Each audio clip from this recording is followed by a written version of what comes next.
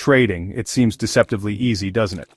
When a beginner experiences their first win, it feels amazing. You might feel on top of the world, like you've cracked the code. You start thinking, this is it, I'm a pro.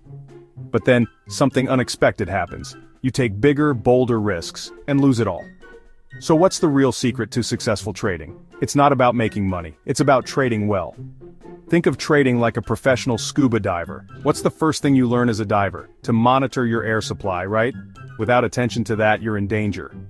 Just like a diver watches their oxygen, a good trader watches their capital. You have to be just as vigilant about your money. If you don't, no matter how successful your trades are, they won't last. And here's the most crucial point.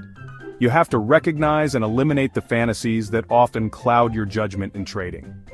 It's easy to get caught up in the fantasy of making a quick fortune. But the truth is, trading isn't about chasing that dream. It's about making smart, disciplined decisions. The most successful traders aren't focused on getting rich quickly.